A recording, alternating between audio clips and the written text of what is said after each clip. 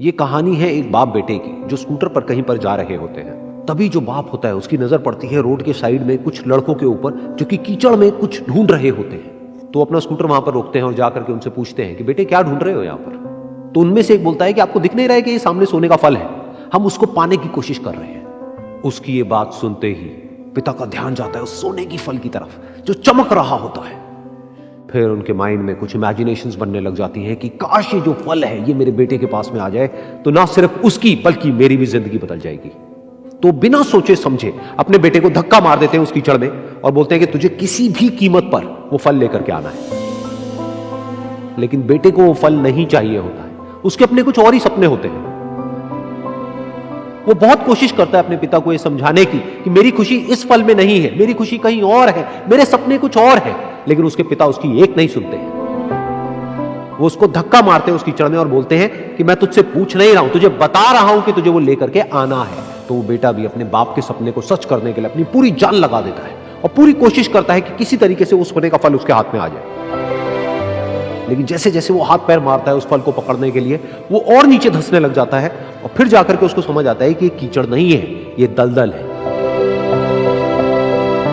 वो चीखता है, चिल्लाता है, अपने पिता को आवाज लगाता है, लेकिन उसके पिता उसकी एक नहीं सुनते। बोलते हैं कि बहाने मत बना, और भी लोग हैं वहां पर जो कर रहे हैं, तो जब वो कर सकते हैं तो तू क्यों नहीं कर सकता। तो एक बार वो फिर से कोशिश करता है और अपनी पूरी जान लगा देता है, लेकिन उसके बाद भी उसके हाथ में कुछ नहीं आता है और वो धीरे धीरे नीचे धंसता चला जाता है और मर जाता है। तब जाकर के उसके पिता को एहसास होता है कि उससे कितनी बड़ी गलती हो गई।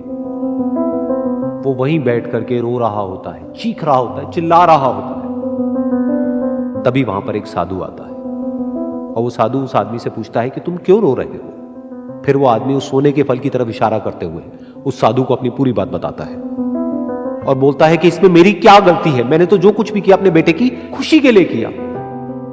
तो वो साधु उस फल को ध्यान से देखता है और उस आदमी को कहता है जिस सोने के फल की वजह से तुमने अपने बेटे को गवा दिया, कम से कम एक बार ध्यान से उसकी तरफ देखा तो होता कि वहां पर कोई फल है भी या नहीं।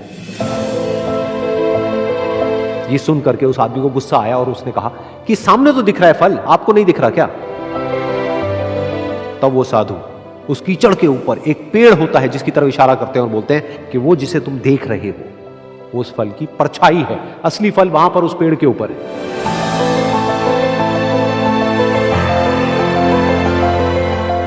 फिर वो साधु उस आदमी को बोला कि अपने बेटे को जबरदस्ती धक्का देने की बजाय और उसको बताने की बजाय कि तेरी खुशी किसमें है, अगर तुमने उससे पूछा होता कि बेटा तू बता तू क्या करना चाहता है और तेरी खुशी किसमें है, तो ना सिर्फ तुम्हारा बेटा जिंदा होता बल्कि हो सकता है कि उसके हाथ में वो असली सोने का फल भी होता।